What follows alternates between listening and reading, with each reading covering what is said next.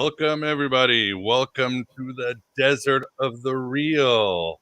Saturday night is all right for fighting Archons, as we're going to find on this AV Live episode 49, I believe. And this is sort of a second try as the Archons won the first round, but this time we are back. We are more prepared. We've got our magic, our technology, everything.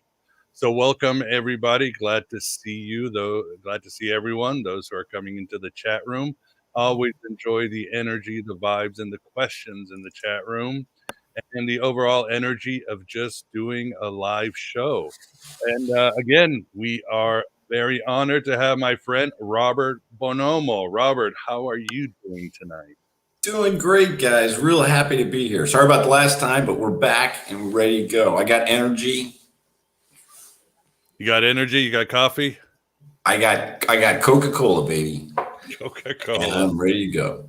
Awesome. With us too, always glad to have the Moondog Vance. Vance, glad you are here and your green screen didn't betray you tonight. Yes, I've got it working again. I got my Galaxy as opposed to my guitar. Awesome.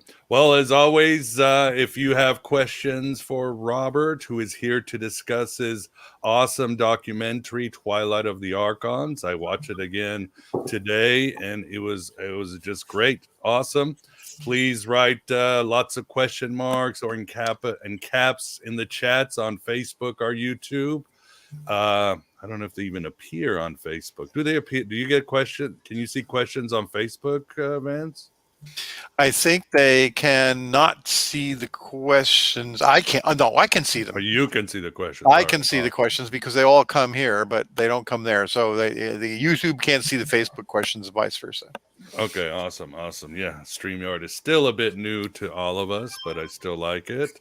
So, and yes, we will get to your questions. If you do a super chat, of course, you will be put at the top of the line. And we always appreciate your support as independent media.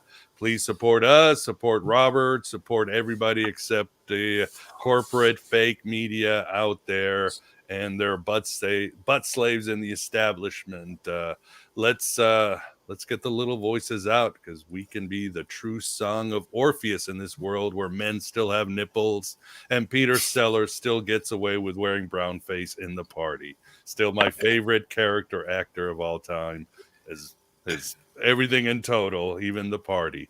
So Robert, tell us about how you came about to creating Twilight of the Archons. Yeah, this was really a two-film project. When I came up with 21 Faces of God, I came up with this idea of Twilight of the Archons. And at one point, I almost gave up 21 Faces of God to make this film. This began as more of sort of a socio-economic, political conspiracy kind of thing. But, by the time I finished Twilight of the Archons, I realized I was really deep into the esoteric spiritual side. And I realized I was getting a little bit into Vedanta by the end of it, personally. But I didn't want to give up the money thing, because I'm fascinated with money and sort of the messaging and that whole Adam Curtis vibe. I'm a big fan of Adam Curtis. He really influenced me. So, I wanted to make something in between. And so I had this insight that understanding money, I've always believed, when you understand money, something clicks. You say, what? Why wasn't I taught this? And I realized with consciousness, it's the same thing. Why aren't we taught exactly, what we know about consciousness and how we interact with the world through this consciousness? It's always there. It's like a barrier. It goes back to Hume. When you study philosophy, Hume says it, right? We're at the mercy of conscious. So I kind of wanted to put them together. And there was a point there where I was cooking this thing up. We got coroned. Then we had the summer of love last summer, and I was just like lost. And then it came back, and I was able to finish it. So I was pretty happy I was able to get it done. Awesome. Yeah. And don't forget the election and everything else. And things are just Well, the weirdness, the high weirdness has not stopped, and it looks like Yeah. it's doing really great. I checked today, and you've got almost 13,000 views. So Yeah. for a little niche, sort of Gnostic hermetic movie, it's definitely getting some traction. Yeah, it is, and you know, and folks, you know, I mean, this is something it's a labor of love. I'm not looking for money. I have a day job. But you know, if you like the film, if you can help, because you know these types of projects, you know, Netflix would never, even if this would, I mean, my budget was a couple $100, but if this had been $100,000 film, Netflix would never put this. You'd never see this on Netflix. You wouldn't. No, no. So we've got to promote this because this is our culture. You know. Yeah, and even if you put $100,000, it wouldn't look that much different because again, you're doing the Adam Curtis thing. You're just grabbing footage from all these places and getting poetic and putting music and sort of an expression of your own unconscious. You know, it's extraordinary. I think I told you this before. I was in film school. I was at the Tisch School of the Arts for a year in the 80s. And if I had wanted to make this film in the 1980s, it would have literally cost me hundreds of thousands of dollars. Yeah. The time in the editing room, just the time in the editing room and getting the rights. Imagine the lawyers calling, getting rights. Oh. And then where would I show it? Who would watch it? You know, 4 weirdos in some art house place? That would be dorm room, yeah, coffee shop. Yeah, I mean, you turned me on to Filmora. Even the intro you guys all watch. It took me half an hour and cost me $0. You just grab and it's footage. Beautiful. Yeah, your intro is beautiful. I love it. Well, we all have that potential. That's why they call people on the internet creators. I think that's the positive side.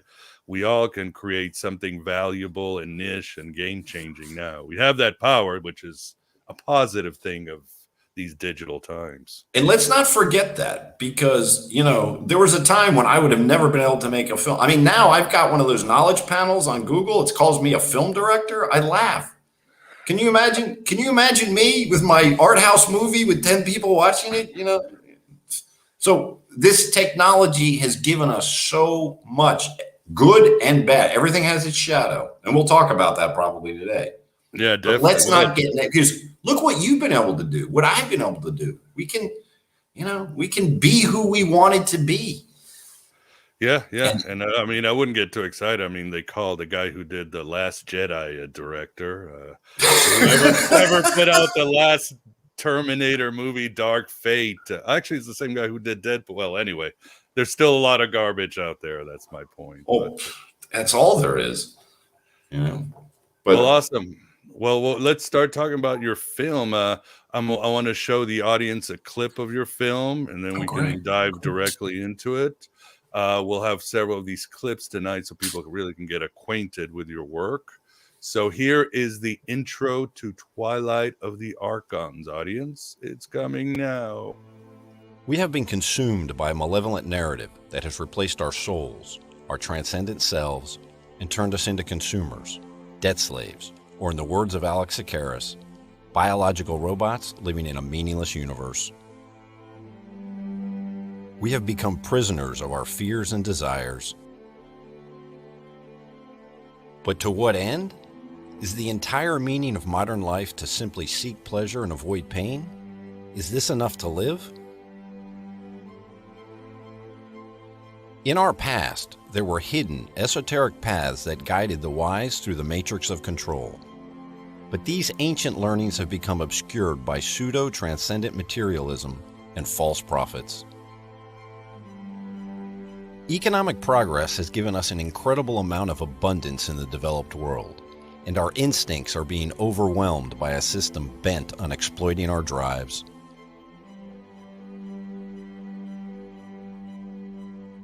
In the information age, we have become the product. Our profiles are sold to the highest bidder according to our value as consumers. The money myth is one of the few and maybe the most powerful universal narratives.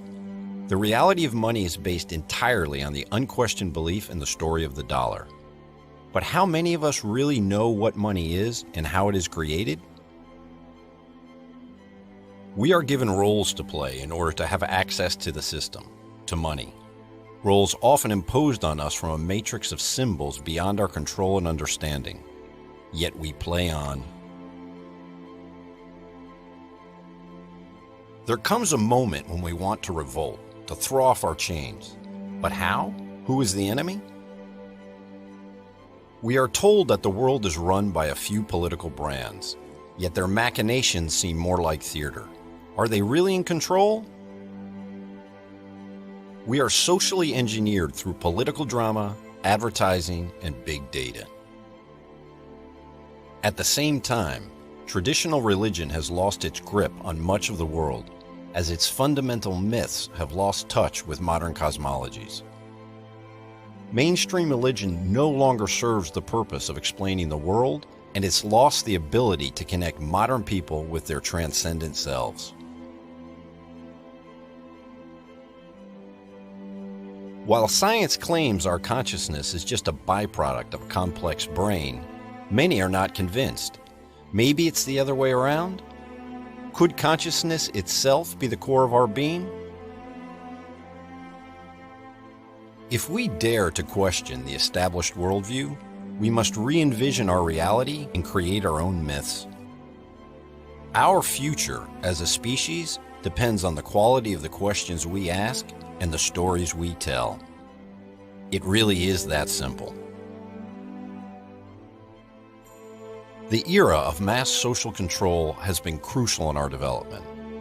Much technology has come with the shift to materialism, but the lack of any fundamental meaning in the actual paradigm has left us empty and hollow.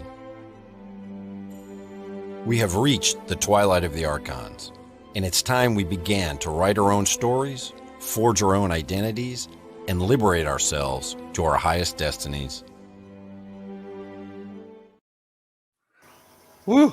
Powerful stuff. I get goosebumps. It's like it's all right there. So, and of course, the visuals, the music, They Live, and other really great movies, Super Bowl commercials, music videos. Powerful. And your documentary, how did you structure it 3 ways, right? Excuse me? It's structured in 3 parts. How did you structure? Yeah, basically, yeah. You've got the intro, then I go into the materialism, and then I go into sort of religion, and then at the end it's slaying the Archons.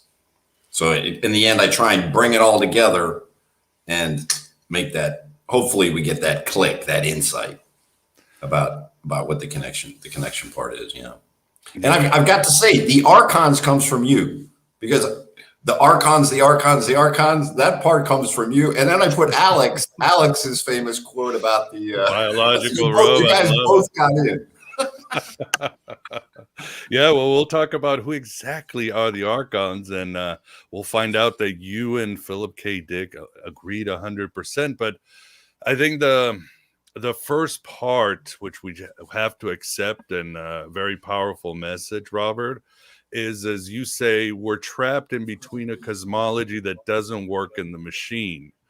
I think that's what it is, right? As Joseph Campbell said, we need a new myth. Myth and stories are our operating system. That's a huge problem, isn't it? And it is, I think it is the problem in the world today. If there's one problem, it's that. It's a functioning myth that we're missing. And it's emerging. That myth is emerging. It's coming. You can feel it sort of kind of looking for itself, you know? It reminds me of the tarot card, the moon. We got that lobster coming up. You can feel this myth coming, but where exactly is it? How is it gonna? And this is the role I think we can play. This sort of us, this sort of world we have. We can push it a little bit towards one direction or another. We can't guide it, but we can push it a little bit. And I think that's the positive thing that we can do with the work we do, you know? Yeah, it reminds me, your quote reminds me, I don't know if you've seen the new film, A Glitch in the Matrix. And yeah. I think I've seen it.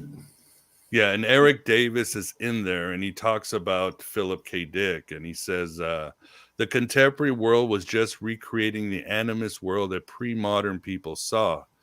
Philip K. Dick's work captures that sense of profane technological animism, that aliveness that is not very trustworthy. Dick was also aware of the broken. People are broken, technologies are broken, cosmologies are broken, gods are broken. Yeah. So I think you would agree with that. Everything's Absolutely. broken. But we have to remember these are incredibly creative moments. The creation comes in the collapse. All civilizations is when you see that beautiful, that uplift, and that's where we are. But it's a dangerous moment, but it's a creative moment. Incredibly. And when people say myths, what do you tell them? I mean, obviously, you and I know myths are Christianity, other things. I mean, how do you explain a myth to a person who might be looking at you like, what are you talking about, Robert? Myths are the story, because when you really think about it, everything is a myth. We explain ourselves and the world through stories. That's all we do. There is no story that's 100% true. I mean, you could take gravity. Take gravity. Well, how do you bring gravity to the quantum level? You can't, right? It's one of the problems in physics. So even that story has a point where it stops working. How we interpret these perceptions, thoughts, is a story. So all stories are myths. Everything we say, speak, how we interact is through narrative. And that is what myth is. Now, some are a little better than others in the sense that they help us. They make us happy. Others, maybe not so much. But myth is simply story. And everything is a story. Everything is. That's an insight I've had. Myth, it escapes nothing. Math is a myth. Because go into nature and show me the number one. Find it. Show me number two. So if you can't find number two in the world, then what about this math, right? Yeah, I would agree. Go ahead. You know what I mean? Yeah, I mean, our mind, as Doctor Who said, our souls are made not of atoms and stories. What you'd be basically saying, our mind as human beings, what separates us from other animals is that our minds are made of stories, of putting together patterns, of rearranging symbols and old art and archetypal images. And I think we've lost that, don't you think, as a culture? Or do you think we're just sort of going through growing pains? What do you think, Robert? Yeah, I wouldn't say we've lost it. I think what we're doing is we're grappling because as change moved slowly, the myths had time to adjust. And like Campbell says in the film, a myth that works has to coincide with current scientific cosmologies. It has to, and most of our myths have lost that. That's why there's such, I think, a turn to the East, because the Eastern myths basically say it's all illusion. It's about your consciousness. It's not about a God out there. It's about who you are. So it's easier because you don't need these myths to explain. All you need is consciousness. Are you aware? Yes, I am. Are you a conscious being? Yes. That's basically the myth that you need for the East. Our religions are having problems because the cosmologies aren't matching up. No, that makes sense. And furthermore, then it gets worse because, as you also say in your documentary, the gods have been sublimated into brands, tech, and social movements. So that's what's happened. I think, bringing back Philip K. Dick, he always said, in the 20th century, God could never appear in the clouds or as a glittering light. The only way he could appear is in a commercial on TV with a product. And then people would be like, we hear you. So the gods have been changed. Or a UFO. Or a UFO, yeah. Yeah. Let's not forget that. I mean, that's important, that part of it. But I mean, yeah, the gods of today are the Chanel or the LeBron James or the whoever, Beyonce or Elon Musk. They have become the gods. Yeah, and that's an issue. I mean, also as you write or say, marketing is no longer about fulfilling needs, but creating them. Of course. So in other words, they're trying to create artificial worlds and needs for us to basically manipulate us, control us. And this has gotten to a point that's terrifying. We really have to accept this. I was listening, this is not my idea. I was listening to a podcast the other day from somebody, and they talked about fast food. And what does fast food do? But it mimics, when you eat healthy food, it mimics those flavors like the salt, the sweet. So it's like a trick. And that's why you can go into McDonald's and eat that stuff and it tastes so good. But then later you have a problem, a nutritional problem. Yeah. Okay, that's an issue. But the more dangerous issue is, for example, human interactions.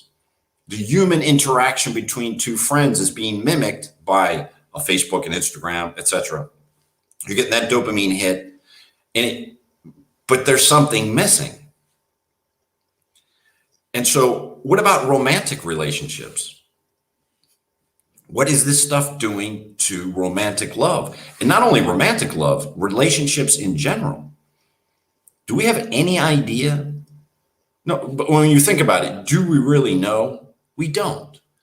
This is a massive experiment in human relationships, and you see it. I think if you pay attention, you can see something changing, and it's very, very dangerous. And as a teacher, I'm a lecturer at a university. I see these young kids, and they talk about love in a way that terrifies me because they're scared. They don't feel it. They don't have that. There's something missing. There's something off. Something, they don't see a greater world. I think that's perhaps it. I mean, everything's been atomized and fragmented. There's no greater good, or they know that these gods like LeBron James or Cristiano Ronaldo or Netflix are ultimately false idols. But what do you do when you're in hell? Not much. Wait for Virgil. But they tell me, they say, sir, there's something going on with our relationships that's it's not like it was when you were young. And I'm like, oh, come on, you get your heart broken and things. They go, yeah, but it's different. You know what I mean? There's something different in that connection. So what we're doing here that's what terrifies me, is this changes so fast and we have no idea what we're doing. And no one will talk about this. No one will. I mean, did you see, for example, that documentary, what was it called? The Social, it came out about a month ago on Netflix. Oh, is that the one where they do the fake influencers? Yeah, exactly. Remember the show? I haven't seen it, but I read about it and it's terrible. It does a pretty good job of showing how that works. Like when I worked in marketing, what we tried to do was create desires and then fulfill them. But I haven't worked in marketing like in 10 years with data. When I look at what they do now, I tell my kids, I say, look, I felt like I had a musket and these guys have F-35s. The difference is immense in the data, because when I look at the data, I'm like, God, I could make a fortune if I had this data. I'm serious. But what hasn't changed is there's still, as you say in the film, know your enemy because they know you. Like I said, now they have data where they can really get surgical on you. But there's still, from the days of Edward Bernays and Edward Dichter and all those fathers of market research, and they're still playing to your unconscious, to your base systems, to what's underneath. And that's probably the really sad part, is those in power know that we have a vast world within us, but people have been taught that we're just biological robots. So they can pull the strings because they can go send this message right into our unconscious and make us more fearful, bring out our shadow, tweak this. but we don't know who we are. Basically, we've been hacked. Thank you. Perfect. Thank you, Vance. That's it. We have been hacked. Yep. And how do you unhack yourself? I would say, honestly, take the phone and throw it out. No, I mean, it seems drastic. And you tell people that and they say, I can't live without my phone. You can. Do it for a week and see what happens to your brain. Oh, I agree. I mean, if I leave my phone in the other room, I feel uncomfortable. And I go, why am I feeling uncomfortable about a phone? I have one of these and this is it. That's it. It works. People laugh at you. They call you. And then it's actually become really cool because they say, what are you, a spy? I'm like, of course. That's what I do. I'm a spy. Yeah, exactly. So it's Burner phone. Yeah, so it goes down. Yeah, disattach, tune out, as Leary said, but also go down. You got to know yourself because again, they know you. They understand the whole Jungian psyche, Freudian unconscious thing. They've been using that, and when you add all this data, they can just that's where the control, the manipulation. They are trying to turn us into biological robots because then we just become this fertile ground for data for whatever projects they have. I mean, this is We're being watched. And remember, the they is AI. That's what's kind of terrifying about it. I mean, when I used to begin with multivariate testing in the very beginning, it was pretty archaic. But with the data they have now, there is no they. They just dump it in and say, find me the significant point here, and then bang, go get it, boys. So the they has become the machine, which is even scarier. Yeah, to a point. I mean, I wanted to bring in Adam Curtis's documentary, Can't Get You, because it just blew me away. But he makes a good point that it's still the magic of the unconscious, being a better myth maker than they want to be a better myth maker than us, because all this data in the world, they couldn't figure out the fall of the Russian Empire, the USSR. They couldn't figure out Brexit. I mean, they've made all this data. They've made a lot of stupid mistakes, and they still cannot seem to handle the crowds. The thing I wanted to talk to you about, Robert, which I thought was one of the many points about Can't Get You Out of My Head, and you touch upon this on your film. He talks about the age of the collective is over. The 20th century brought the individual. Yes, I mean, the 1918th, the Enlightenment, there was an individual, but it was still like, I serve God, I serve my country, I serve the empire, I serve the queen. We still had a collective mind, but the 20th century changed that. And it seems all great, but then you look at the 20th century and you go, well, shit, what a disaster. And the 21st century is not going so well. We still got a war and some genocide to go through and all that. But why is this happening is because, as Curtis argues well with research, there is no individual. The truth is, Jung and Freud, or especially Jung, was right, and the Gnostics and the Kabbalists who said that we have many divine sparks. There is no individual. We're just a bunch of identities, complexes, shadows, and our ego makes excuses and pretends it's in control. It tells a story like there is a Robert Bonomo or a Vance or Miguel, but that's a fiction too, And of course, the powers that be know this, and they know which versions of ourselves to manipulate. So the scary part is there is no individual, but once you find out, that's a good news, because that's when the real work starts. But I mean, Miguel, you know how deep what you just said is, because if you turn the camera in, if you look for you out there, you'll find it God knows where. We've all found it in some crazy places, right? Yeah. But if you turn the camera in and say, okay, where is that? Where is it? Keep looking, keep looking, keep looking. You're not going to find it. You're not going to find it. And then the light goes on. And then there's no you to manipulate. You can just laugh. But that's the path. And it's an interesting, as long as you believe that there is that you, then they can play that you, and then you're hooked. The only way to get out of the hook really is to realize there is no you. Yeah, But that's a or very all the difficult thing versions to do. of you, all the little phantoms that we are. We can do it. I don't go that Eastern. I would say I'm more with Jung, that the knowledge we can integrate all the yous and like all the aeons and archons that are within us. And then Sure. when we're individuated, or I guess it is Eastern because Jung called the pleroma the undivided. There is nothing. Yeah. It's just Right. one.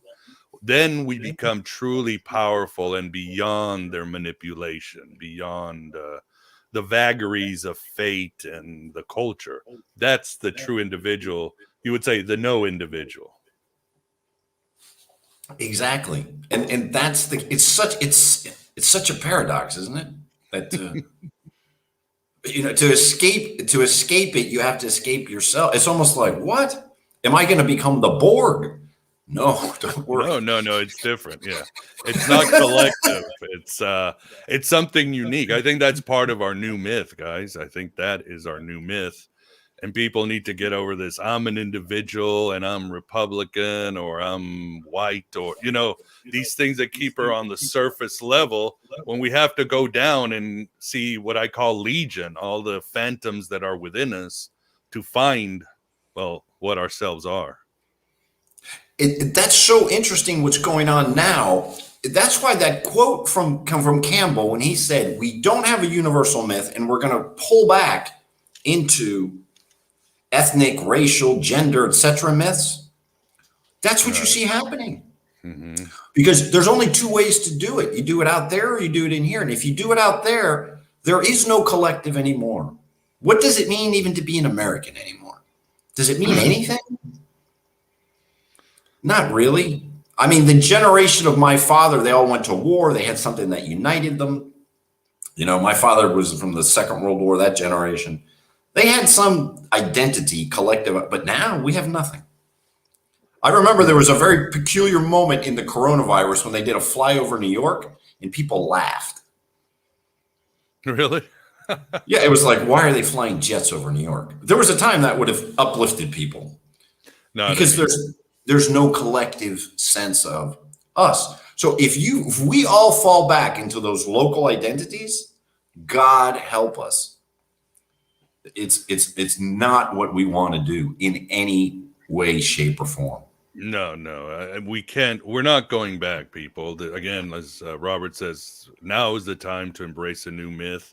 Collective is not going to go back unless you want to go to the Chinese social media score where you're graded every day until you become a biological robot, or this false individual where you're just really holding on to your ego and you're just becoming more and more uncomfortable with what's going on in the world, and more depressed, more anxious. So, but that's why we're here, and I'm going to defend this is a very Gnostic and Hermetic idea. They were talking about the different levels, yes. The illusion of the world, the whole thing. You find it in the text. So, I get excited.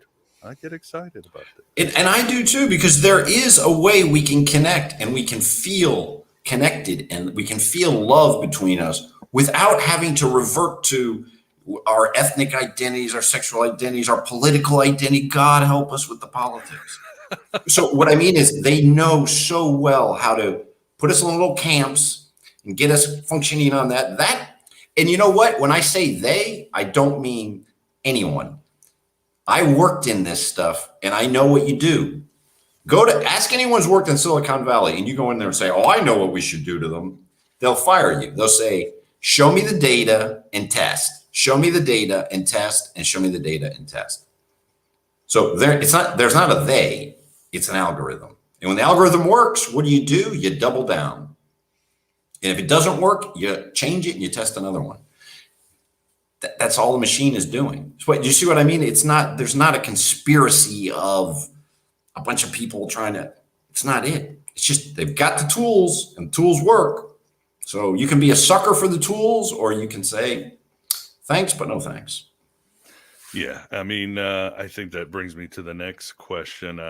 we can take the metaphysics out. Of course, all here we believe in our metaphysics, but when we talk about who the Archons are, again, you agree with Philip K. Dick that we are the Archons too. This is an interactive world. We give them the fuel, the fire, the energy, the attention, the data. Why? Because we want to. There's part of us that probably wants to be ruled over, that is projecting our own desire to dominate. And you even bring that quote, that famous quote from George Carlin, who might be the greatest prophet in the last 100 years, where he's talking about politicians don't come from a parallel dimension. We keep voting these assholes. And yes, there are career politicians that have the game rigged, that they're always going to win their district.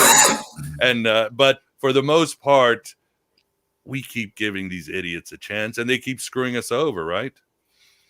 Yeah, I mean, go back and watch that whole skit. I would encourage anyone, because it gets really funny. The whole idea is why he doesn't vote, so he can complain to the people who voted. It's a great skit. It's really funny. I mean, it's just, he twists the whole thing around, and but exactly. I mean, just look at what we have. Can we change this? Of course we can. It's not that difficult. But God, to have a normal conversation with somebody about any difficult topic, we fall into dogma. We fall into all these beliefs and these camps. You're a transphobe. You're a fascist. You're a left-winger. You're a communist. Yeah. Within seconds, it's like they've been, yeah, that's it. And I'm not speaking to one side or the other, because we all, and when I fall into my political Robert thing, I do exactly the same thing. So I'm as guilty as the next guy. But that's why I really try and disconnect from the politics. Yeah, it's a clown show.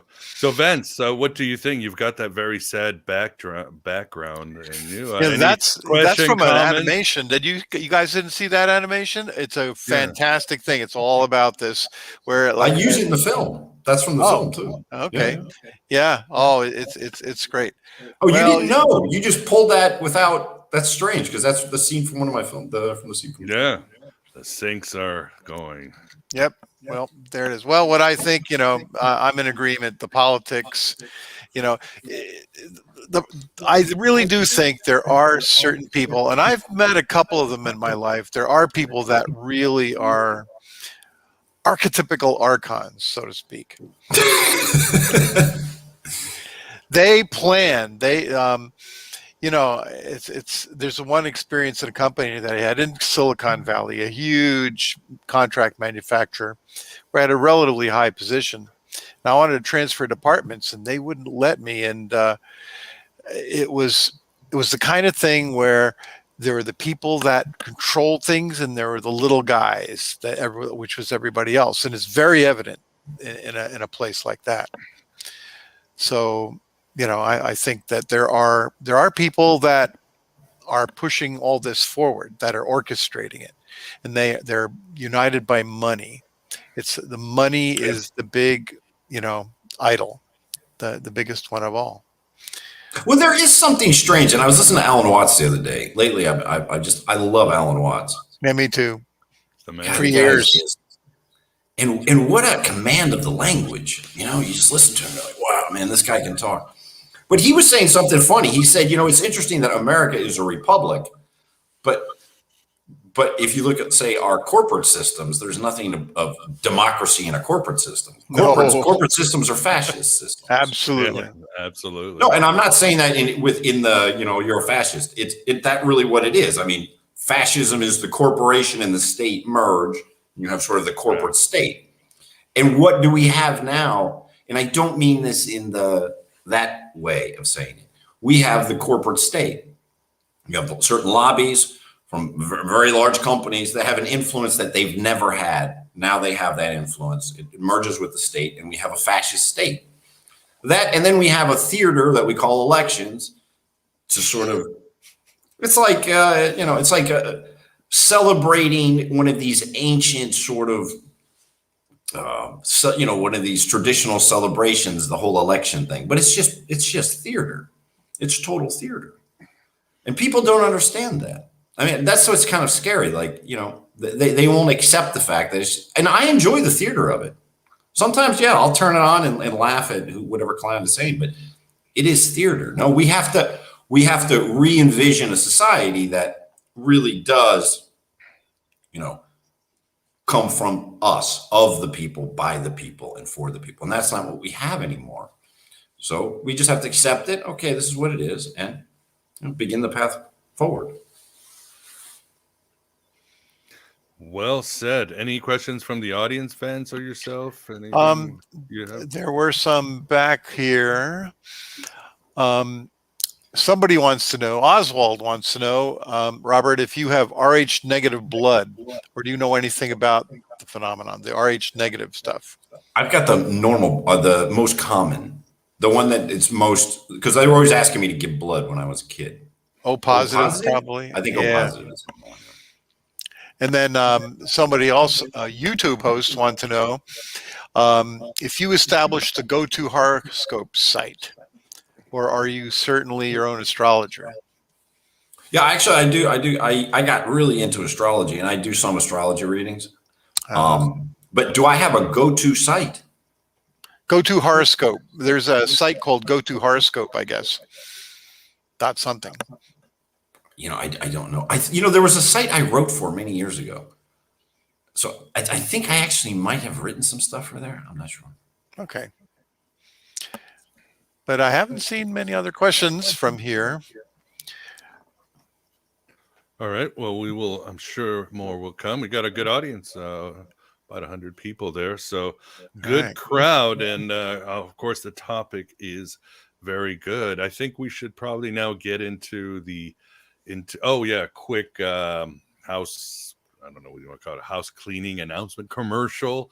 But if you guys see the ticker down there, when we're talking about tech and tech censorship, I mean, companies like Google have more power than more nations in this world. And of course, as we just talked, they are fascist. But I am now, you might say, spreading out. I've got enough strikes on my Google channel. I've had audits, and I am really shadow banned. I've had Silicon Valley guys make audits of my channel and my website and all that, and there is some bad shadow banning. So now you can find the shows on odyssey.com, same shows you would find on YouTube. And if you want full shows, you can go to rockfin.com, and that's a up and coming right now exclusive pay kind of subscription podcast video site. So come support me there, and I'm sure we'll have some new and cool content there. But these shows will make it there, plus some bonuses. But we're talking about beyond manipulating the phantoms underneath our ego, Robert. The other great magic is, of course, money, as you call it. It's today's philosopher's stone. Yeah. So why don't we talk about that? But first, I'd like to play the other video, the clip you gave me about money, because I think the audience will really love it. So here is a clip from Twilight of the Archons, and this is Robert talking about money. Let me turn off this ticker here, and let me, there we go. Is it money? Here we go. The money narrative is a good example of how false beliefs distort our lives. Most assume it is what it appears to be, but as we drill down, we find there are two kinds of money. One form is what we work to earn. The other kind is what banks loan us. Imagine a friend who had a special printer, one that printed dollars. How would we feel if upon signing an IOU, he printed out the money and demanded we paid it back with interest? Would we feel as if we were being robbed? Certainly what he loaned us and what we paid back would be considered quite different things. Yet this is how modern banking works.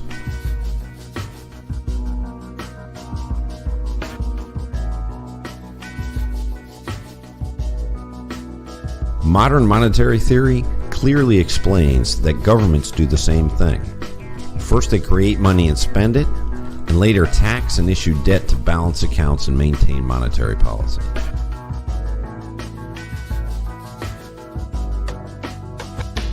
Governments never have a lack of money. We can never again let a politician say there is not enough money. They can say there are not enough resources, which could be legitimate, but there is always enough money. Could we not ask why, when a child is born, an asset is not created?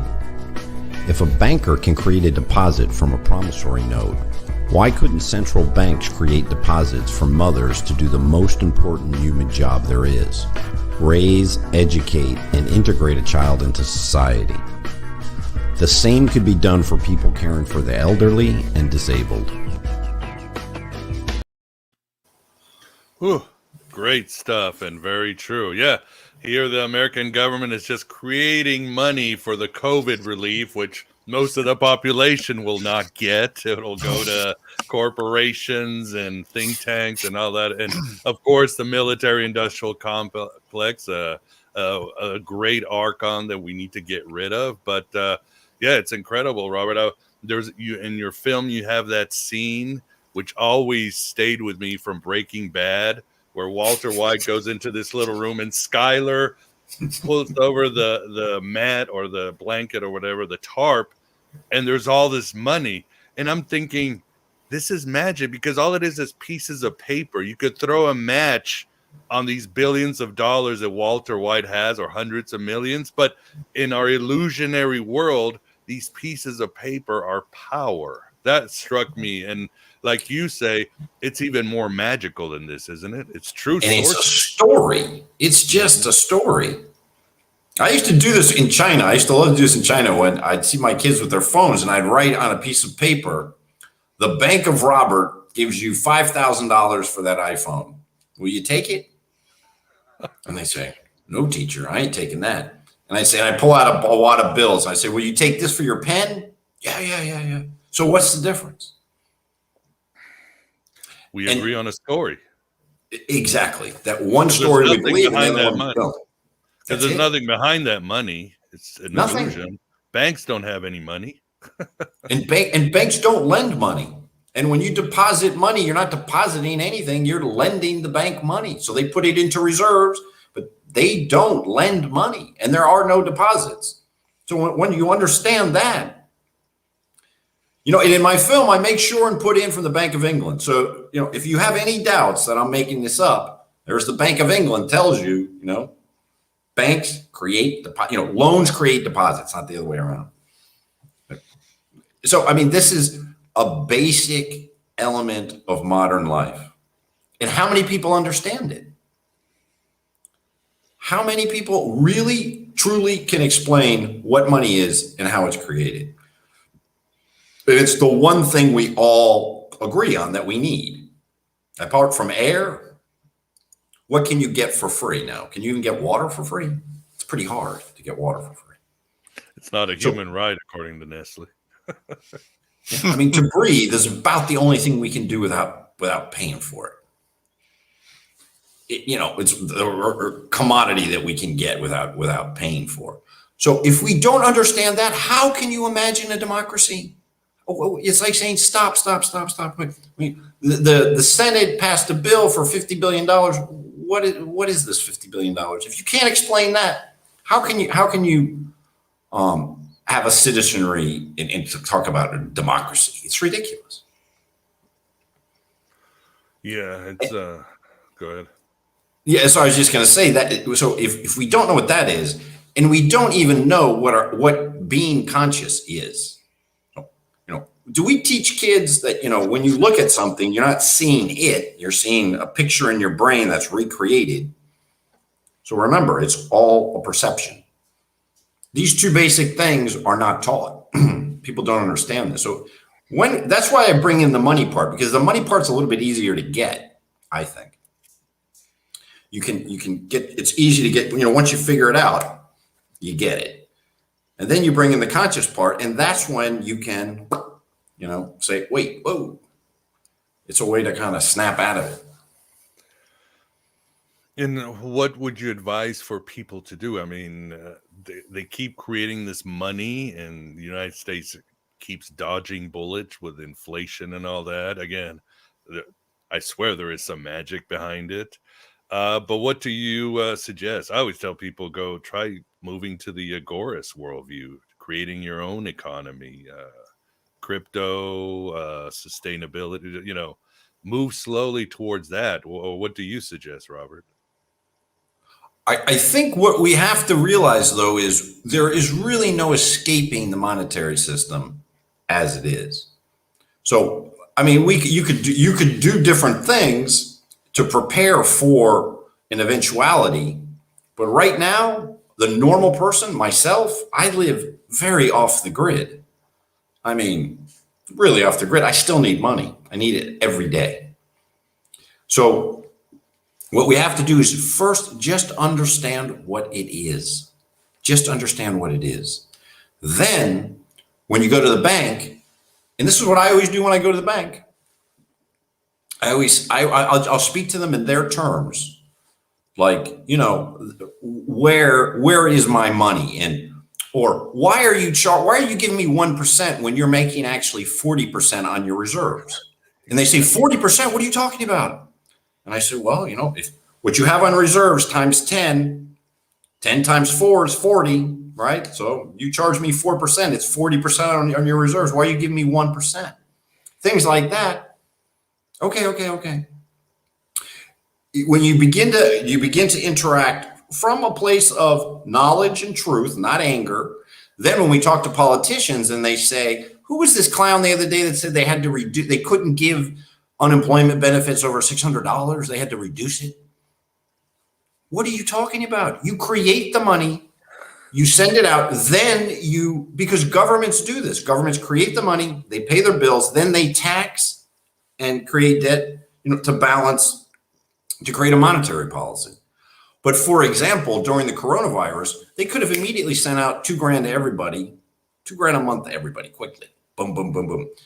There would have been no inflation. Where do you see inflation in our society? Where do we all see it? In one place, in the equities market. When you look at these prices going straight up, because they're creating money to buy existing assets. But for example, during the coronavirus now, if you gave people money, there wouldn't be inflation because there's apples left on the tree. Just think about apples on the tree. Until all the apples are picked, there's not going to be inflation.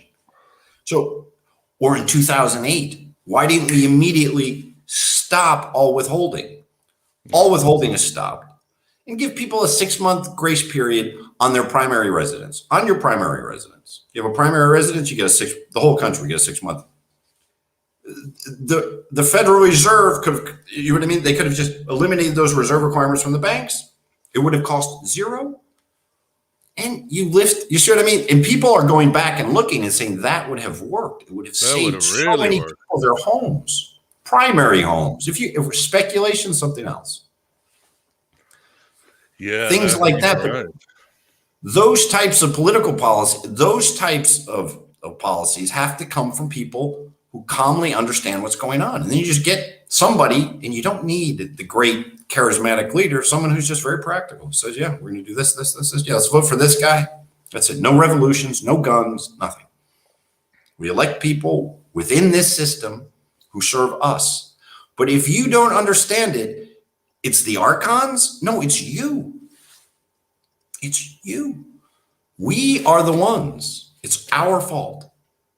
There is no excuse. Once we understand these things, the solutions are very easy. Very easy. That's really well said. And I'm sure like you said, we can use this magic to things that work, like helping moms who have children. Yes. And I'm sure, what about our education system? It's a complete joke. I mean, but they keep throwing money at our education system and it's still not working. So what do we do with that? I remember I had to go back and study this sort of modern education system. And it really goes back to the Germans. When the Germans lost, when those battles with Napoleon, they came up with this system to create a more disciplined army. And then you have the Industrial Revolution and you have these classrooms with rows and bells, and you must learn something. So we're educating our kids to enter this system. But if we step back and say, what do we want to educate our kids to be? Happy, right? That's the one thing we want to educate them to be. Happy. And after that, then we'll figure out the other nonsense that we can teach them. So I think we step back, think of all the technologies we have, the brilliant teachers we have.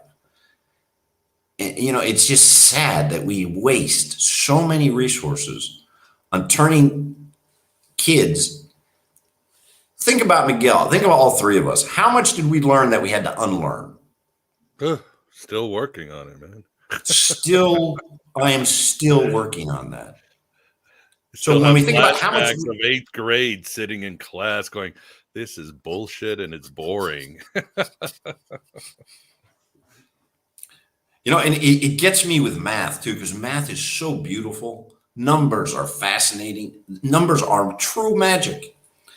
Do we teach children sort of the magic of number, the mystery, the beauty of it, and how mysterious this is? No. We can sit down, remember this, 8 times 5, 6 times 2. What is 6? Pythagoras. Imagine we started math class with Pythagoras and music and number, Think about the quadrivium. If we just went back to the quadrivium, right? Imagine you teach math and space, geometry, math and time, music, and I can teach this, math and space and time, astrology. Astronomy, fine, you can call it astronomy, but it's really astrology. Think about kids when they would come out of school. They would understand mythology, math, music.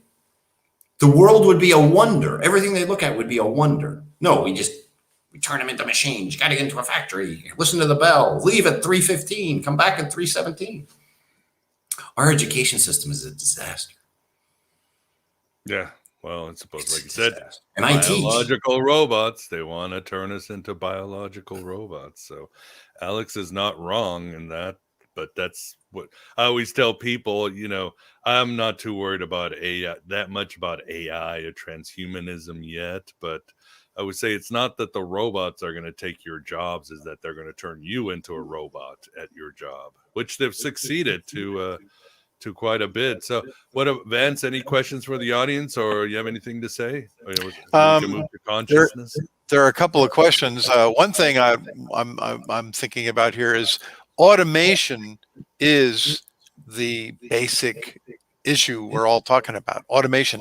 And as far as AI goes, we've had AI for almost as long as we've had computers and calculators. It's just structured differently. If you take a bunch of people in a room in front of calculators and with a procedure, it may be slower, but it is just as much an automaton. Look at insurance companies, have been around for way longer than computers, right? The insurance companies, look how the monsters. Talk about bank, they're almost worse than the banks, maybe worse than the banks. They're all, like they've got the tremendous amounts of money. So that anyway, I could go on and on about artificial intelligence and so forth. I've theorized that for a long time, the federal government runs its strategic operations through some sort of supercomputer AI. Because they've always had scenarios that they ran about what if we bomb this? What if we bomb Syria? What if we pull out of Afghanistan? Well, these things they always run scenarios, and they use computers to model these things. They always have, as long as they've been able to. And now with the supercomputers we have, that's what AI is really just accelerated automation at this point. But we shouldn't forget that true AI couldn't arrive until we had the data. Once you have the data, then it can. It's a little bit like take music on the internet. Until there's bandwidth, music you couldn't have music. But once you got the bandwidth, that was the end of the music industry. That was the end. It's the world that the artificial intelligence perceives, right? And it's got to have its senses, and that data that you're talking about are its senses. Exactly. It's like its fingers. Like that Guardian article, I mention it all the time, but it's true. 5 pictures of just your face, 91% your sexual orientation. That's from 2017. 2000. That's like ages ago. Imagine what they can do today with your face, 10 pictures of your face, your Facebook, Instagram, and your phone. Just the GPS on your phone and all this stuff. What they know. They know you better than you do. And people don't get that. I don't think they understand how far ahead we are. I don't think they really get it. Yeah, well, the saving grace is that we're all so insignificant individually that they're not after us individually yet. Yeah, they don't care about you individually, but in 15 years when you can't drive a car, so there's no drivers, and everything is automated. Doctors, would you trust an AI doctor or a real doctor today? Yeah, well, I would trust a real the AI. doctor. Really? I would. If I had an X-ray that is it cancer or isn't it?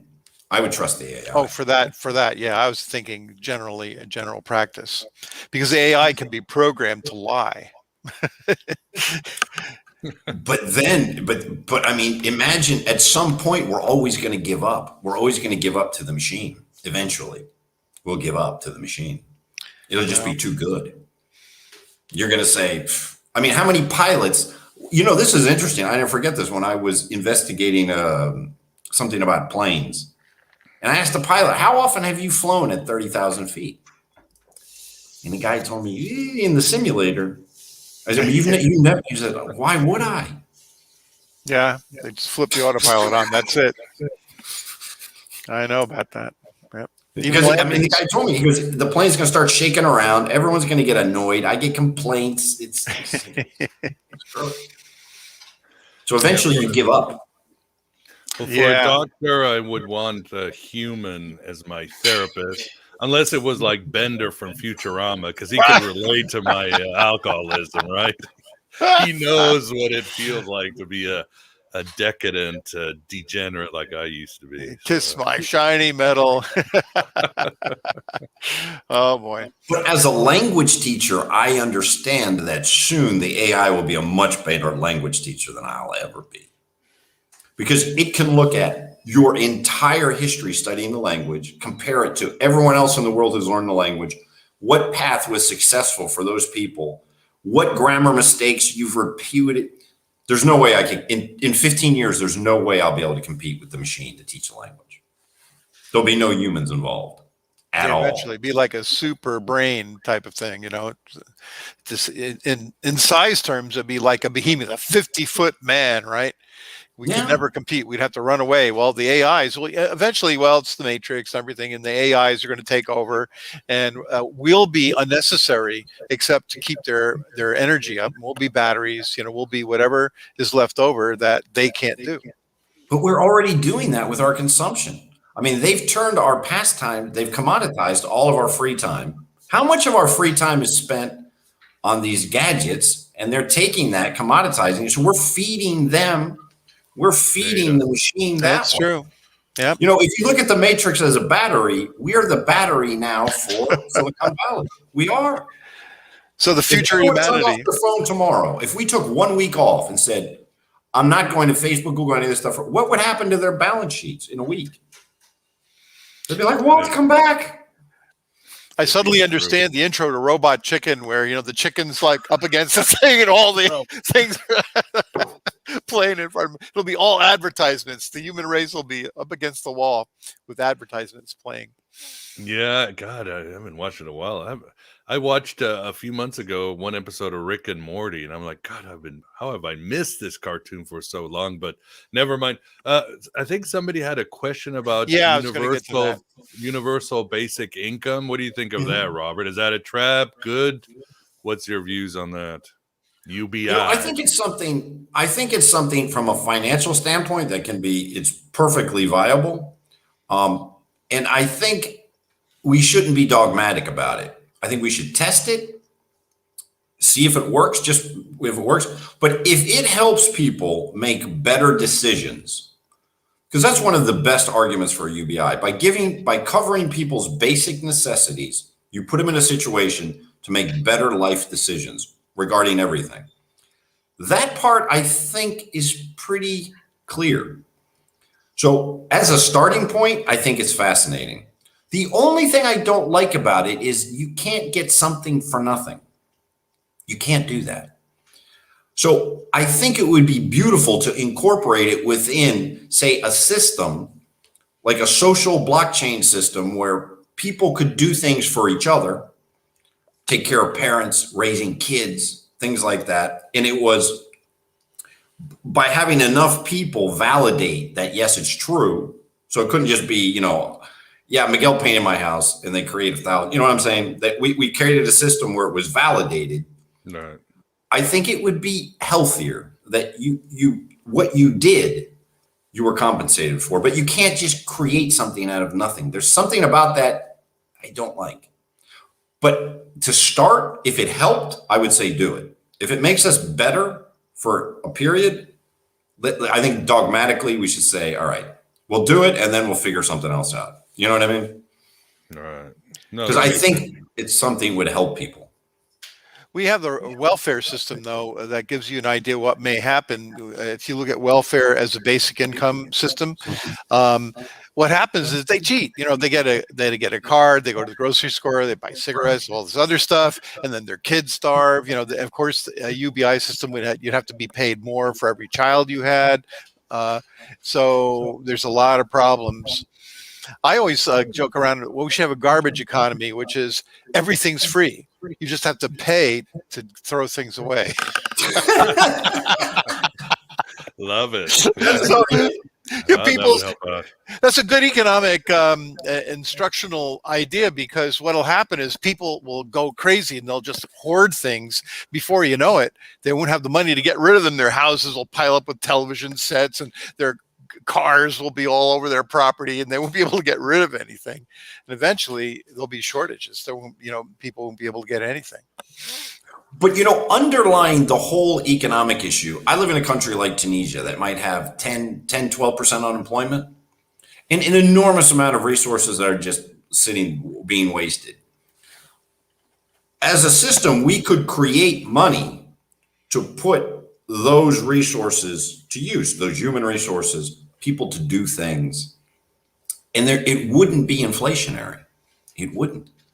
But you have to have limits, because there are limits to resources. And once you get past that limit, then it's just inflation. But while you have people unemployed, while you have resources just sitting there, factories just sitting there, restaurants just empty, hotels empty, you see what I mean? We could. Sure. And so where we are now and where we could be, this false scarcity, think about copyright laws. Imagine copyrights and patents and things. Imagine how much that's restricting us just from an abstract level. Monetary system, how much we have a false scarcity in the world. If we just said, all right, let's turn off the spigot and see where we can go. And by rising, how much more peace, calm, happiness. I'm not saying we're going to have utopia, but there is so much there. What we have, our capacity now is ridiculous. It's absolutely ridiculous. Think about productivity.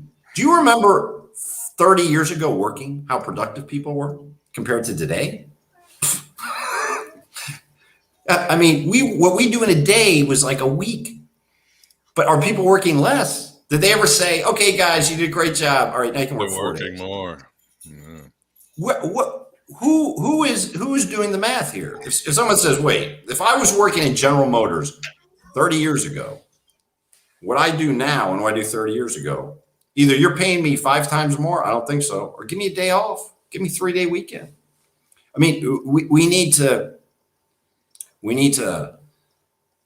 rethink everything. And it's not that difficult. It's not quantum mechanics. It really isn't. Remember all that leisure time we were going to get when the robots were here?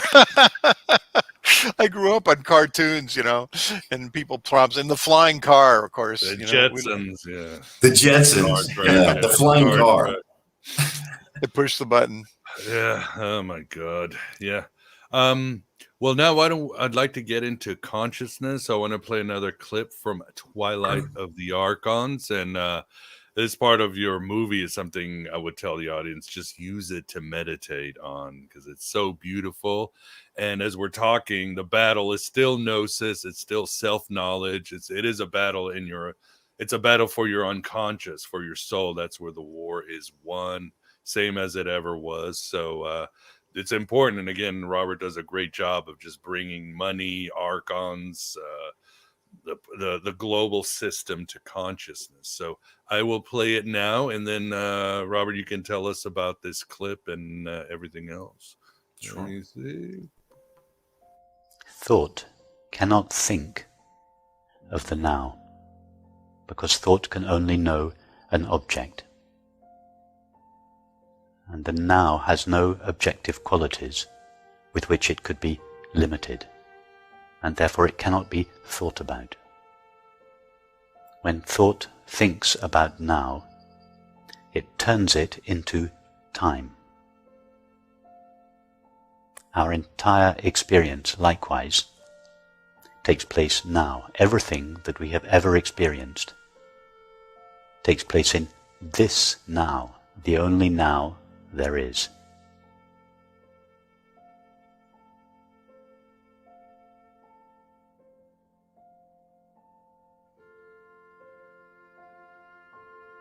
The now is always present, so only something that is also always present could be inherent in the now.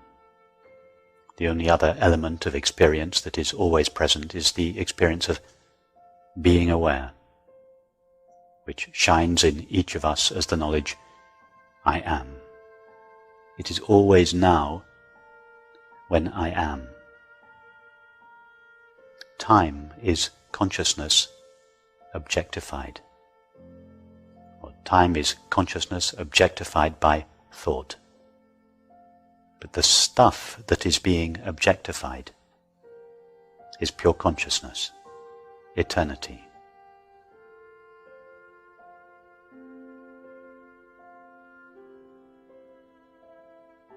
Obviously, all of space is experienced here. It is never experienced anywhere other than here.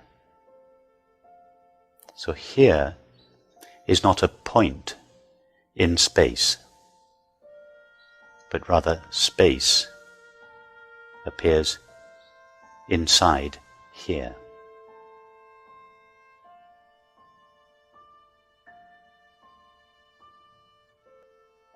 Here is the experience of being aware. Here is pure consciousness that shines in each of us as the knowledge, I am.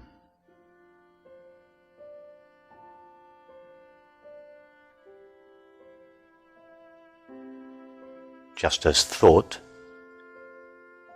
makes pure consciousness appear as time, so perception makes pure consciousness appear as space.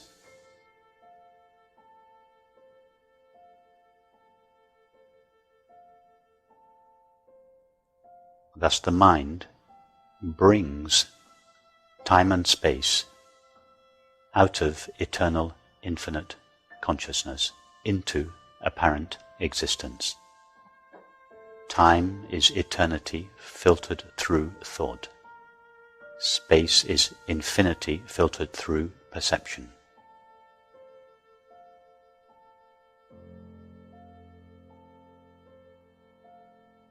Time is eternal consciousness objectified by thought. Space is infinite consciousness objectified by perception.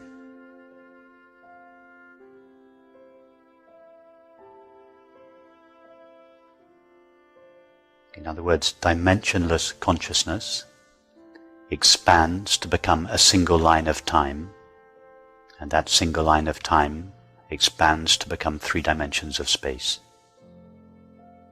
But it is always the same stuff, eternal, infinite consciousness that knows itself in each one of us as the experience, I am.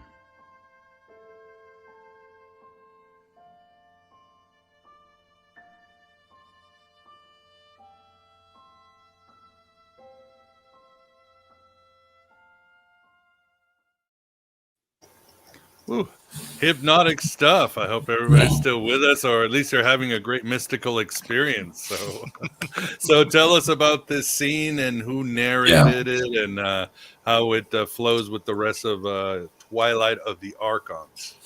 Yeah, let's go into this because this was really where the film began to click for me. We talked about, I used it in the 21 Faces of God. That clip with Campbell talking about time. He talks about God as condescension of the infinite to the mind of man, and that's what we see God. Now that clip, who's speaking is Rupert Spira. Now Rupert Spira would be a non-dual teacher in the school of, say, Jean Klein, but then this Ramana Maharshi, Nisargadatta, that group of people. And when I used to watch as a kid, when Campbell would talk about, it's a condescension of the infinite to the mind of man, and that's what we see as God. I never understood it. But it goes to show you, if you ask good questions, if you latch on, if you bite onto a good question and hold on to it, the answer will eventually come. Will come. Then I'm looking into Campbell's background, and I see he translated the Gospel of Sri Ramakrishna. Mm-hmm. He was up to here in Vedanta. He was basically a follower of Advaita. And then when I saw it, I said, and then I watched. Now, if you go to my website, I have clips, short clips. I made a short clip of that Rupert Spira thing. And in that clip, you'll see the link to the lecture from Spira. It's brilliant. It's 30 minutes. I condensed it to, 4 minutes? Something like that, yeah. You can go watch the whole thing. It's absolutely brilliant. But when you understand that concept of the here and the now, that's how I end the film, no? With the here and with the now.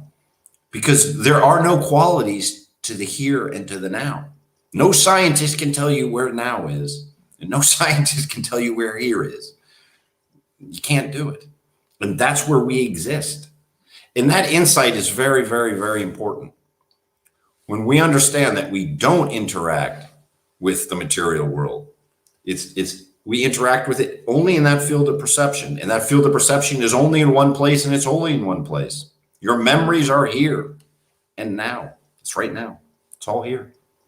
That's a really important insight. And when I understood that, it was the light went on, and that's when I that's when I got Campbell on bliss. I had one of those moments, and I said, I used an expletive. I won't use it here, but I used an expletive. I called him many expletives, but in the best sense of the word. I said, I got you, because it really pissed me off. I'm half Irish Catholic. So Campbell for me was always somebody who was and when they started trashing him because he was anti-Semitic and because he was, he promoted bliss, go out and make your money. That's what bliss is. No, I understood. What he did was he took Sat Chit Ananda, being consciousness. When you understand that your being and your consciousness are one, there's no separation. That you and that tree, it's one. When you understand that, you get bliss. Ananda's bliss. And that's what he was saying. He just translated it into modern sort of English parlance and called it. And I think the clip I use of Campbell talking about bliss is a little bit better than the Moyers one, because he talks about when you're really in it, when you're in the flow, that's it. That's when you're in and that bliss is very different than the bliss of, it's a different bliss than what we normally think of as happiness. Do you know what I mean? Mm-hmm. And where is that? It's when it's all in the here and the now, and it's all one. Boom, it happens. And every spiritual tradition has it. There are Sufi texts that I've been reading. Oh my God. They're absolutely brilliant. Mm-hmm. And it's exactly the same thing. It's boom, that's it.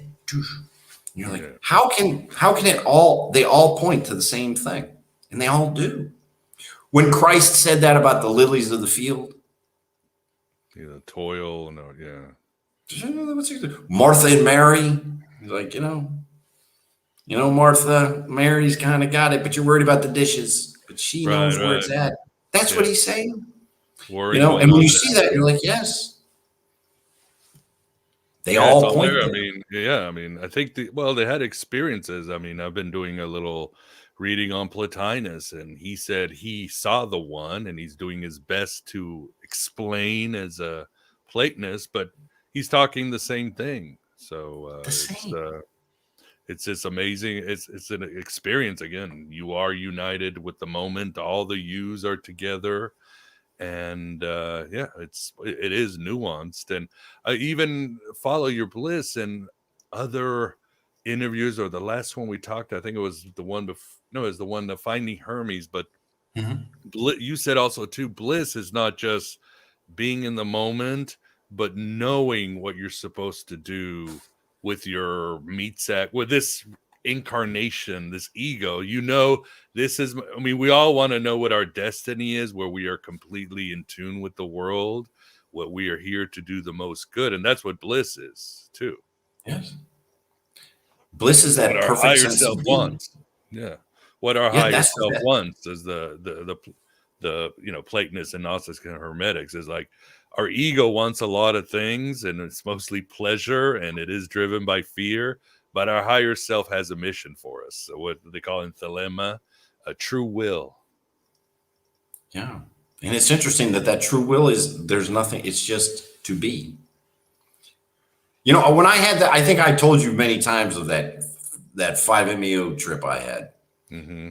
when I smoked the toad. Yeah. And it's taken me years to understand that, because I really did get a glimpse, like a major glimpse. And and I see how it came out in this film. I was like, yeah, there we go. But it's difficult to put words in. It's difficult to touch it. But when you touch it, that's what I mean when we talk about all of this other stuff. It's great because we got to do something, right? But we can have fun with it. In the end, who cares? You know what I mean? But we got to do something, so let's do something good. But that's where it's really at. You don't need any of it. You can just be like, ha, because it's a joke. That's the hardest thing to get. The whole thing is just a joke. A weird cosmic joke. No, but it's true. And I think we don't laugh enough about it. That's what I love about Alan Watts. He's so funny. He'll just, say this crazy stuff and get a good laugh out of it. We take it all a little bit too seriously. Especially today, where God help us. Yes. you can't even have stand-up comedians are getting destroyed. Was it? I saw a New York Times article came out today, and this is where you wonder: is it a joke? Is this parody? You can't even tell the difference between reality and parody anymore. But this author from the New York Times said that we need to get rid of Pepe Le Pew because he was the pioneer of rape culture and give some bad ideas about relationships. So now they're going after Pepe Le Pew. And of course, they had to put in Speedy Gonzalez in there for the stereotype. So, Oh, right. We got to get rid of that one. so I laugh, but it's kind of a sad laughter. Like, what's sad about this? What I find sad and scary is that where is this going to end up? I mean, if it stopped now, if we hit the pause button, we could laugh about it. I mean, it's kind of fun. I mean, honestly, guys our age, we're like, are you kidding? I mean, it's funny. It really is funny. Mm-hmm. But what scares me is where this is going. If this keeps going, any jackass who's ever opened a history book knows where this ends, right? Yep. When you start putting people in buckets, and you're this because you're this gender, this race, this, that, this never has ended well in the history of humanity. And that part's hard to laugh at because when it gets ugly, it's going to get unbelievable. I mean, just look. So that, can't they, you got to stop, because if they continue with this, it's getting to the point where we can't laugh at it, because now it is fun. I mean, now it's so ridiculous. It's funny. Yeah, I mean, you're talking about the French Revolution, the Cultural Revolution in China, other examples. Look at Yugoslavia. How long ago Yeah. was that? Look at Northern Ireland. Look at Ukraine now. When you start with this nonsense of you're this, I'm that, we're going to, there is a point, there's a tipping point, and there's no coming back. I had a friend from Western Ukraine. She's like, oh, this is going to end. I said, you better have a plan B, because I don't think this is going to end in 6 months. And they're still fighting there. Once this thing blows up, people are going to be terrified. We need to stop this. The adults need to just say, it was funny. We get your point. You had valid points. We need to, but enough. Like, when someone walks in a room and says, enough. We need someone who can call. And we have no leaders. That's the problem. We have no leadership. We had the trickster, and now we've got the zombie. I mean, where can we, that's what's a little bit scary. There's no one that we can turn to, because all you do is you see idiots left, you see idiots right. It's a little scary. That part scares me.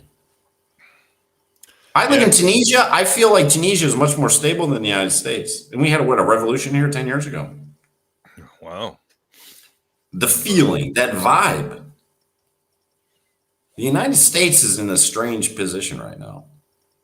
Well, I think, there have been periods in time in history where you have these shifts, but it almost seems like we, if participating, it's the only time. One thing I see very unique about the United States is it is an entire population that is going to be sent into a state of psychosis.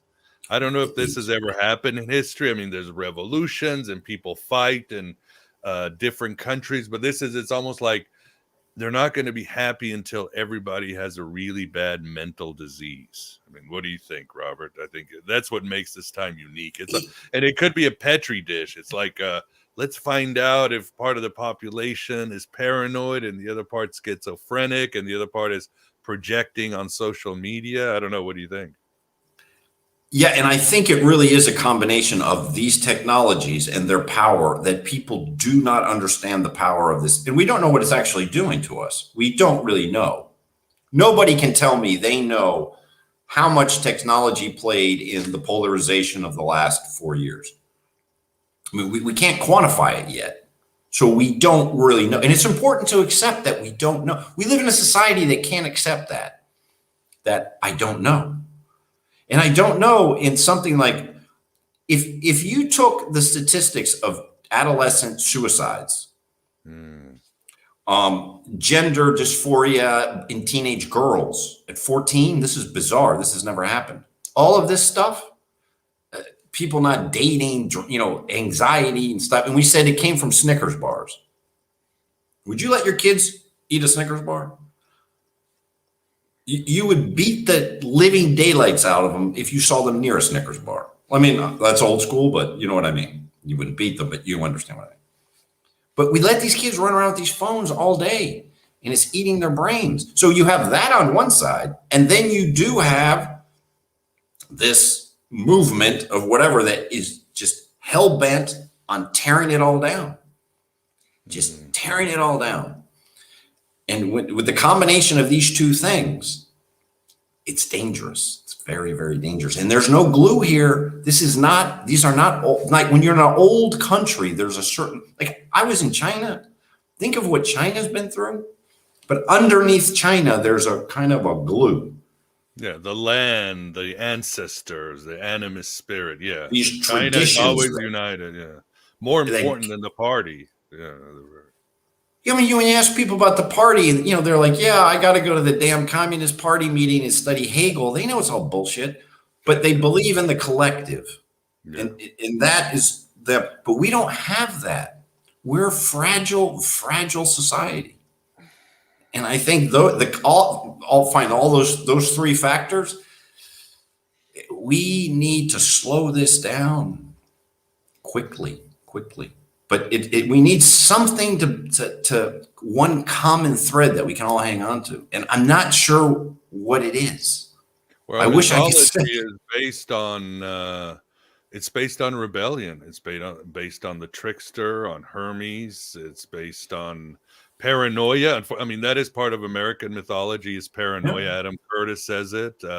So we have to use that to our advantage, like the founding fathers did, and so forth. I think that's what's missing. I mean, Americans have no choice but to rebel and be paranoid and be who they are, but turn it into innovation. I don't know. But we got to find some rope that we all can kind of hold on to as a common American identity. I'm not sure we have that now. And I don't know what it is. I wish I knew.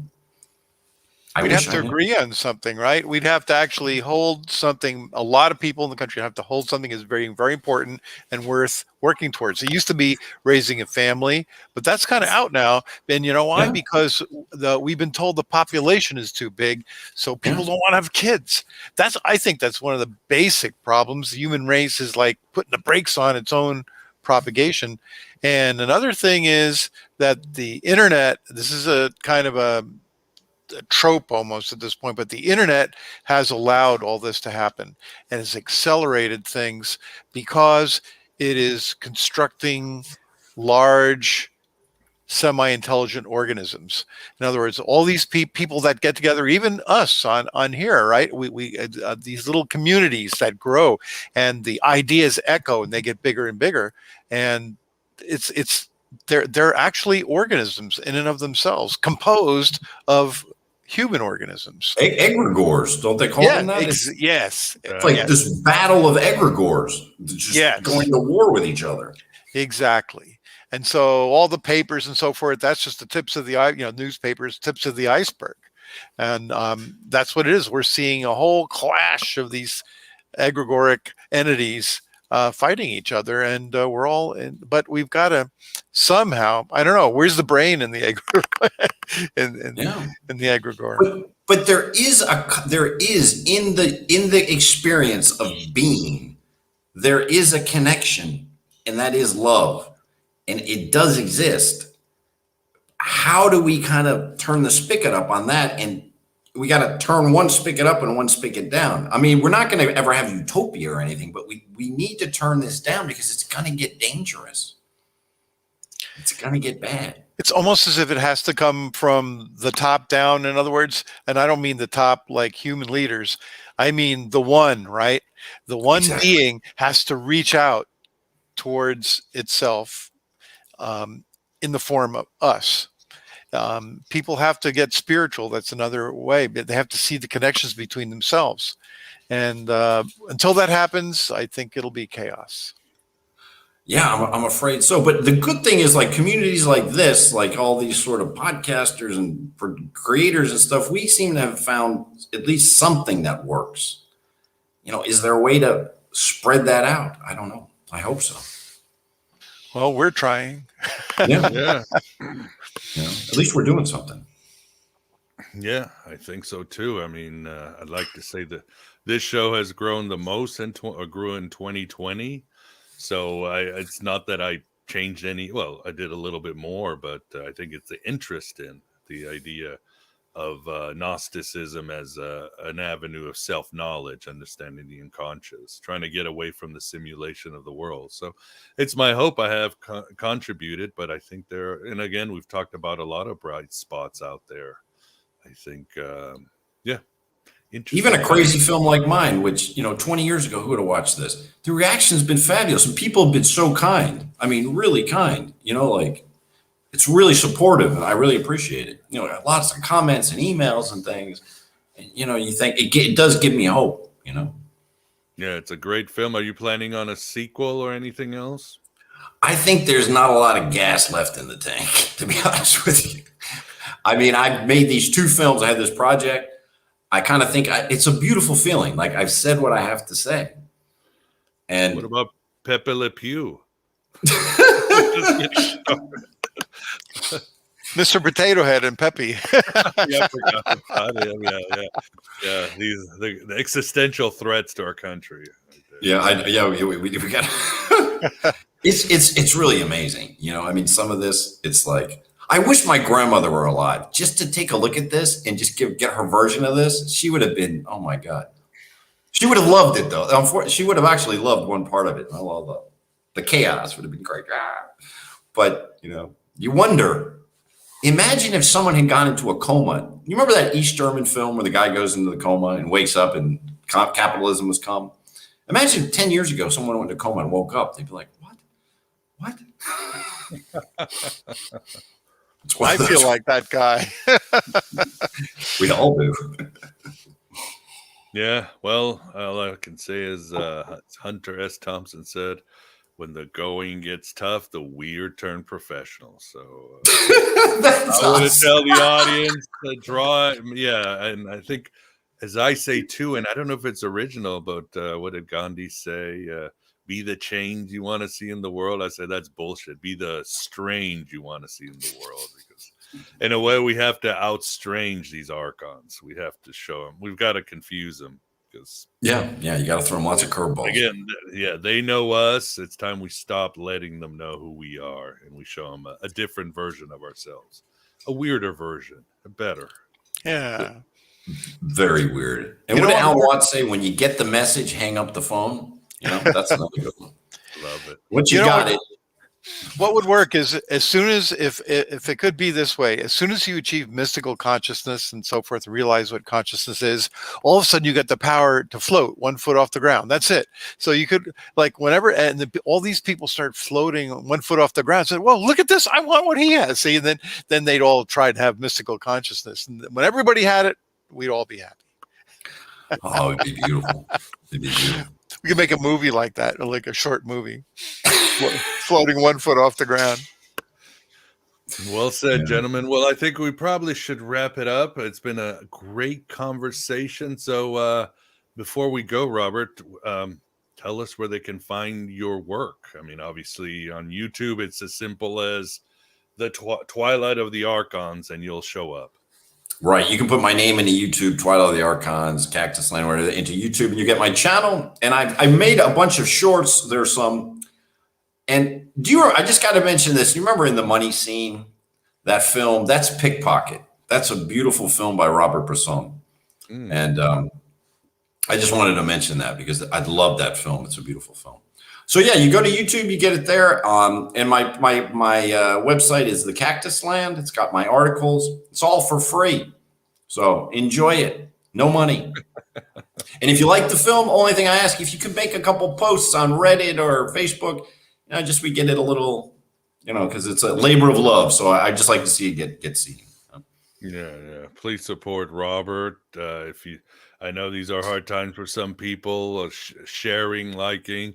That's it. Robert and I in marketing, we still know one thing that's more powerful than all the data and supercomputers and all that. It's word of mouth. It's still the water cooler talk is still the most powerful form of marketing. So tell your friends about this. Tell your friends about AM Byte, all the other independent podcasts that are trying to give you alternative viewpoints, choices, different views of the world, anything. So exactly. Turn off the gospel of Netflix and Google and turn on. Exactly. Well, awesome. As always, this has been an incredible conversation. Check out our past interviews with Robert. And I hope you do some more work, but you've done a great job. So audience out there in the chat room, thank you so much. I always enjoy your questions and your insights that you provide. You guys are all gods in the becoming, and you've got so much potential to be your own creator of unique things that will send those Archons beyond the twilight. And and we can live in the moment. So thank you, audience. And Vance, as always, thanks for keeping us company on this twilight of Yaldi Baldi. Oh, it's my pleasure to do so. And we'll see you all next time. And thanks to the audience. Thanks a lot, guys. I really enjoyed it. Yeah, thanks, Robert. Thank you. Always enjoy having you. And hopefully, I'm sure we will have you on in the future. I don't think I have any announcements. Am I missing anything, Vance? Any sort of dribble that I should be saying? I think you already told them about the new outlets. So yeah, Rockfin and Odyssey. Right. support this show. The audio version will be out in a few days. And yes, welcome to the desert of the real and the twilight of the Archons. So thank you, everybody, and have a good evening. Good night. Good night, everyone.